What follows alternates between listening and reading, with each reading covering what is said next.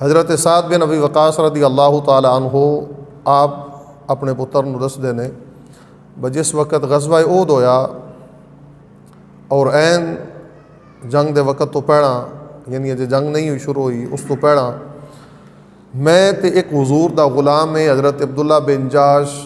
اسی دوویں ساڈا یارانہ بھی ہے آپس وچ تے ایک دوجے نال صلاح کیتی با ہن جنگ شروع ہو جانی ہے تے انج کریے با رب دی بارگاہ وچ ایک دعا منگی ہے۔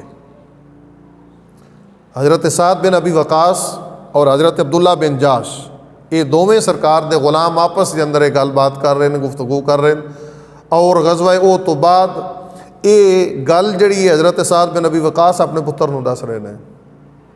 کہ ساری ایک صلاح اساں آپس وچ گل بات کیتی با وہ کیوں نہ ہوئے و قبولیت دا ٹائم ہے، اللہ تعالیٰ دی بارگاہ چ ایک دعا منگی ہے۔ حضرت سعد بن ابی وقاص آندے نے ایک دعا میں منگنا تسی آمین آکھیا ہے عبداللہ بن جاش نو، اور حضرت عبداللہ بن جاش آپ نو حضرت سعد بن ابی وقاص فرمایا میرے تو بعد مڑ ایک دعا تسی منگیا تے میں آمین آکھاں دا، تین کر کے ایک دعا منگنے ہاں۔ حضرت سعد بن ابی وقاص فرماندے نے میں اللہ تعالیٰ دی بارگاہ سے دعا منگی جس تے حضرت عبداللہ بن جاش نے آمین آکھیا وہ دعا کی آئی۔ آپ فرماندے نے میں دعا اے منگی کہ مولا اے غزوہ احد وچ اسی آ گئے ہاں تے میری تمنا میری التجا یہ ہے تیری بارگاہ با میرا سامنا میری ٹکر کسے وڈے کافر نال ہوئے۔ گل سمجھ آؤندی ہے کہ نہیں بھی؟ میں بالکل سادے لفظاں سمجھان دی کوشش کرنا۔ یا اللہ میری دعا یہ ہے کہ میرا سامنا میرا ٹاکرا کسے وڈے کافر نال ہوئے، او میرے نال لڑے میں او دے نال لڑاں اسلام دی خاطر۔ لڑدیاں لڑدیاں حضرت سعد بن ابی وقاص دعا منگدے نے کہ مولا میری دعا یہ ہے لڑدیاں لڑدیاں میں اس کافر نو مار دیواں اور اس دے کولو جو میں مال غنیمت حاصل ہوئے میں لے کے مدینے چلا جاواں، یعنی غازی بن کے مولا میں مدینے جاواں۔ یہ دعا حضرت سعد بن ابی وقاص منگی اور حضرت عبداللہ بن جاش نے اس تے آمین آکھیا۔ حضرت سعد بن ابی وقاص اپنی دعا منگ کے فارغ ہوئے، حضرت عبداللہ بن جاش دی واری آئی دعا منگنے دی، آپ نے دعا منگی عرض کر دن باری تعالیٰ میری تمنا اے ہے کہ جویں سعد بن ابی وقاص آکھیا نا میرا ٹاکرا جنگ وچ کسے وڈے کافر نال ہوئے تے باری تعالیٰ میری بھی اے خواہش ہے میری بھی اے تمنا ہے میرا بھی مقابلہ کسے وڈے کافر نال ہوئے۔ ہن ہیں رسول اللہ دے غلام تے دعا مانگ رہے نے با کسے وڈے کافر نال مقابلہ ہوئے۔ آج اسی بھی ہاں حضور دے غلام لیکن سان پڑھ نماز اوکھی گے، جان دینی تے بڑی دور دی گل ہے نا، جہاد جانا تے جان دے چھڑنی سارا کچھ حضور دے قدمہ تو قربان کرنا سانا ایک جمعے دی نماز اوکھی لگ دی پئی۔ حضرت عبداللہ بن جاش بھی اے دعا منگی مولا میرا ٹاکرا کسے وڈے کافر نال ہوئے تے او میرے نال لڑے میں او دے نال لڑاں۔ اتنا لڑیے لڑدیاں لڑدیاں آپ فرماندے نے اے دعا منگی کہ مولا او مین شہید کر دے وے۔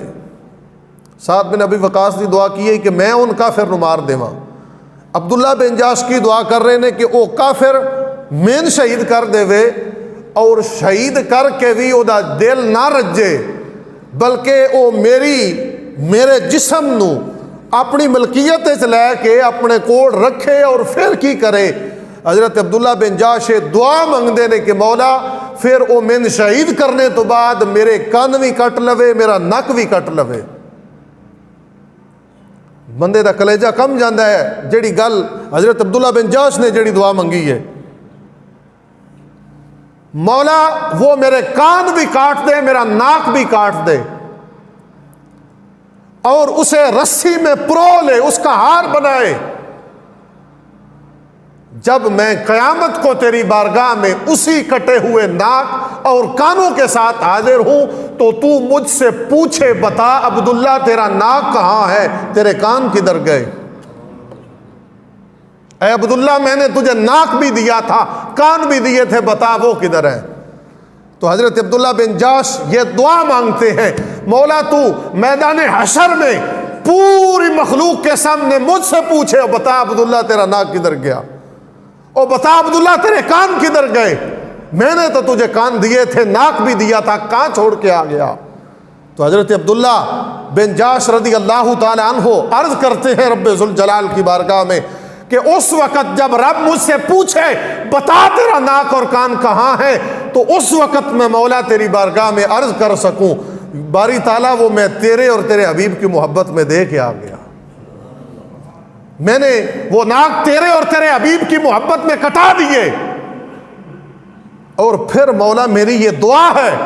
کہ پھر میدان حشر میں مخلوق کے سامنے مولا تو بھی کہے صدقتا، اے عبداللہ تو ٹھیک کہہ رہا ہے، تو میرے اور میرے حبیب کی محبت میں کان اور ناک دے کے آ گیا۔ اب حضرت سعد بن ابی وقاص یہ ساری دعا جو ہے، یہ سارا طریقہ، یہ سارا منظر اپنے بیٹے کو بتا رہے ہیں، اور حضرت سعد بن ابی وقاص رضی اللہ تعالیٰ عنہ آپ فرماتے پھر اللہ تعالیٰ نے حضرت عبداللہ بن جہش کی دعا کو قبول کیا۔ جب میدان احد سے ہم فارغ ہوئے تو میں نے دیکھا کہ حضرت عبداللہ بن جہش کی ناک اور دونوں کان ایک رسی میں پرو کے لٹکائے ہوئے ہیں۔ تو یہ ان نبی علیہ الصلوۃ والسلام کے غلاموں کا طریقہ ہے اور ان کا جذبہ ہے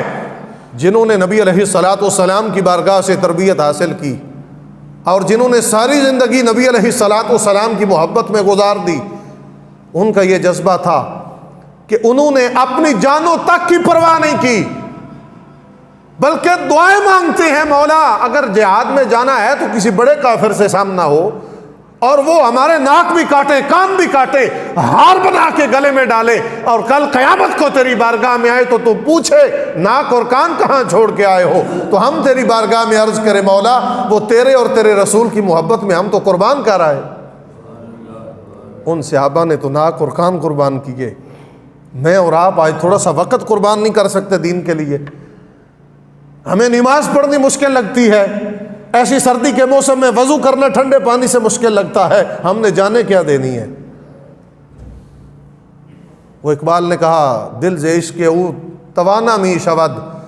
خاک ہم دوشے سریا می شود۔ وہ فرمایا بندے کے دل میں محبت رسول آ جائے پھر ہو ہی نہیں سکتا وہ بندہ بزدل رہ جائے، بلکہ وہ بندہ طاقتور بن جاتا ہے، بہادر ہو جاتا ہے جس کے دل میں عشق مصطفیٰ آ جاتا ہے۔ اسے یہ ٹھنڈا پانی، یہ سردی کا موسم، اس کے جو جذبات ہیں اللہ اور اس کے حبیب کی اطاعت کے، انہیں وہ ٹھنڈا نہیں کر سکتا، بلکہ وہ تو چاہتا ہے میں جب بھی اللہ رب ذوالجلال کی بارگاہ سے یہ ندا آئے اور خالق کائنات کی بارگاہ میں جھکنے کا وقت آئے، نماز کا وقت ہو، میں ہر کام چھوڑ کر اپنے رب کی بارگاہ میں جھکنے کے لیے حاضر ہو جاؤں۔ تو حضرت سعد بن ابی وقاص فرماتے عبداللہ بن جاش کی جو دعا تھی نا، وہ دعا مجھ سے بہتر تھی۔ میں نے تو دعا مانگی تھی کہ کافر کو ماروں، مال غنیمت لے کر غازی بن کے مدینہ آؤں، لیکن حضرت عبداللہ بن جاش نے یہ دعا مانگی تھی مولا مجھے اس زندگی کی ضرورت نہیں ہے، میں تو یہ چاہتا ہوں میری جان، میرا سب کچھ تیرے اور تیرے حبیب پر قربان ہو جائے۔